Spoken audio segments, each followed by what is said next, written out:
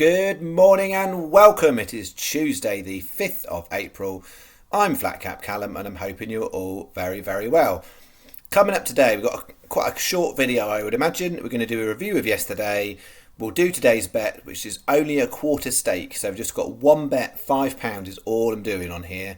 And then I'm just going to give you a couple of value tips for the Grand National, and I'll get into that at the end. So it's hopefully a very short video. If you are new to this channel, we are focusing on value in the market here. We're not looking at how many winners can we get. We are looking at trying to find value and overall make profit.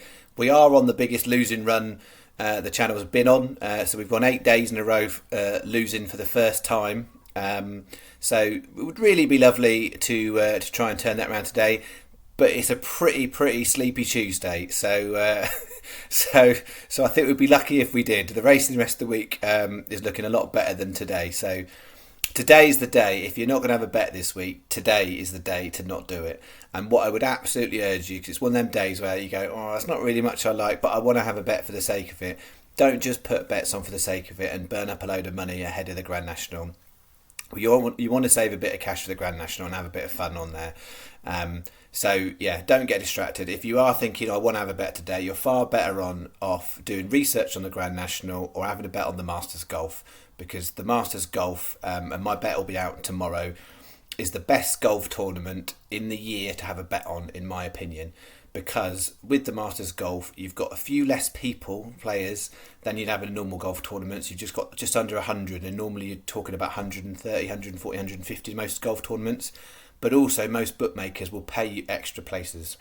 So at the moment, Sky Bet are doing 11 places, there's 10s in lots of places. So it's the best golf tournament in the year to have a bet on, in my view. That will be tomorrow. All right, yesterday's bets. Not good, again, as we know. So bad runs are what happens.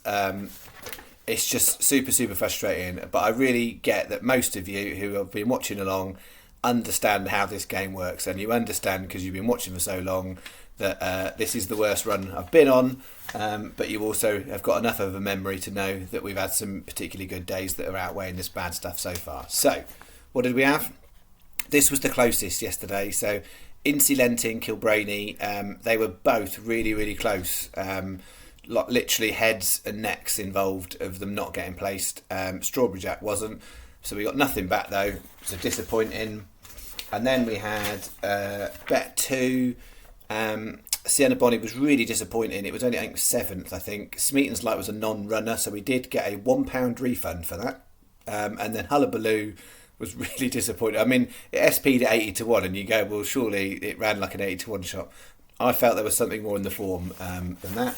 And then that was my most disappointing, because I thought all of these had a decent chances, Lucky 15, and we really didn't get anywhere near. I mean, Galactic Glow ended up almost pulling up. It was like 14 lengths tailed off. So not a good result there. So overall, 15 on, £1 back. So we've not started the week well, and we've not started April well. Will it turn around today? I'm sceptical, but I've got a bet for you. So here is my bet for the day. So I'll talk you through these just because this is all I've got. I'm going to go to it a touch more detail.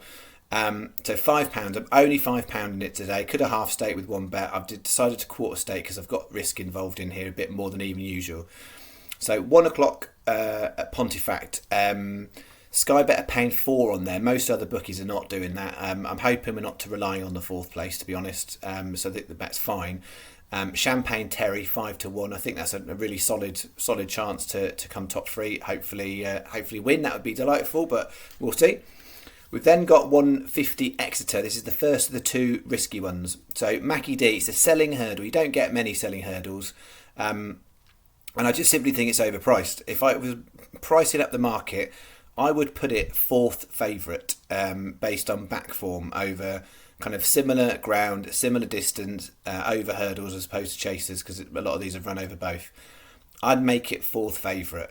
And on that basis, 25 to 1 is too much of a big price for me to walk past. So on form, it shouldn't be first 3, but I think it shouldn't be too far away. So I'm looking for something to underperform, which absolutely happens in the selling hurdle, or something to perform better than it has done, which absolutely happens in the selling hurdle. So we're going to take a chance on Mackie D at 25. We've then got 240 Pontefract. I was two horses in this race, both similar prices last night. One's coming in the market, one's drifted. So I take the drifter. That's what I do every time. If there's two I like, I take the drifter. I don't worry about prices drifting. I know some people will say, oh, the money's come for it. When money comes early, it's usually because people have seen the value in it. And so I liked two. Other people have seen the value in the other one and it's been backed in. People have not seen the value there. So I stick to my guns for all it's worth. So with Fishable, it's solid form over the distance, solid form over soft. It has run well fresh before. Handicap mark looks decent enough. So there's nothing really to say it's not going to run for a fairly decent standard by its standards, if that makes sense. So I think it's overpriced at 16s. So there are some unexposed horses in there who could come out and do a decent job. But at 16s, I think it's the best value in that race by a mile now when there was two at similar. And then the last one, I mentioned this on the review comment last night, Ruby's Pearl. Very similar to Mackie D in the sense of there's not a lot to go on here. It's a bumper. So most of these have only run once. The top two in the market look like the top two in the market. The betting market have that absolutely right. Then I think there's a third favourite, which probably is one of the best of the unraced horses. So there's two unraced horses. I think then if you actually look at the rest of the form of any of them have got, and bear in mind they've only run once, Ruby's Pearl's run was better than anything else in there. And so I again would make it fourth favourite if I was writing the book. So at 66s, do I think it's going to win or second? I think it could sneak a place is what I'm saying, if it steps up a bit. So it's worth a go. As I said to some of you, I said on the review, it's definitely worth having a look at the side markets for that one. Some of the value will have gone a little bit, but if you're a bet 365 where you can get 5 places, I think that's the type of horse I'd be looking at as a single bet, paying 5 places. We'll see. So that's Ruby's Pearl, 66s. So we're doing a 15p each way, lucky 15, 25p each way double on the two more solid ones on there. That's our bet for today. And then just a mention on these two. So people are starting to ask about Grand National.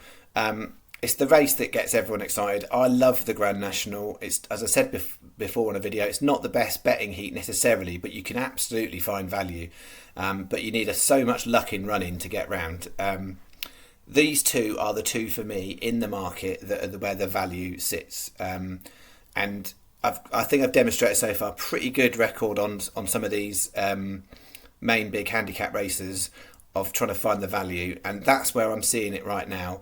There's a lot at the top of the market in the right place. Snow Leopard S is now like 6-1 favourite. It's probably the right favourite, I would say. But Dingo Dollar, Freewheeling Dylan. Dingo Dollar, the form looks decent enough. And the British horses are overlooked a little bit in the Grand National market.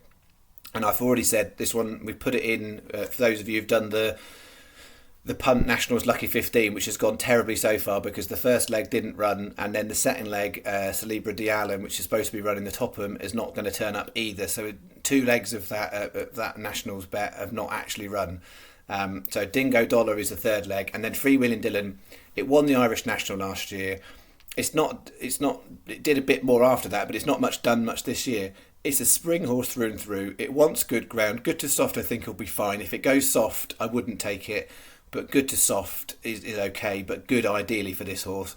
It stays all day, and because it's a small yard and it's not done much this season, it will get overlooked. But there's a huge amount of value in that price. If you look at the last year's Irish National, compare that to Run Wild Fred and Enjoy D'Allen where it ran, and I've already tipped up Enjoy D'Allen, but the value's gone in that price. That is massively overpriced. So those are my two. I wouldn't put them on now, though. I just want to caveat that. I don't think either of them that the odds are going to go in massively. Maybe this one. I think Dingo Dollar won't go in much from that. Freewheeling Dylan might. Best time to put a Grand National bet on is Saturday morning after you know you've got best price guarantee if you're that kind of a bookmaker. At this point, I wouldn't put these bets on now, but we might do a little bit. Someone's given me an idea. We might do a little bit of a Masters Grand National combo bet tomorrow. Okay. That's what I've got. Sorry, that was actually way longer than I thought. Because I didn't have a lot to talk about, I just rambled on. I hope you have a good day. Definitely small stake on today's bet, but it's worth a go. I'm expecting to come back tomorrow and say it's a lost day, but hopefully we at least the solid horses perform well enough. We'll see. See you in the morning. Have a good day.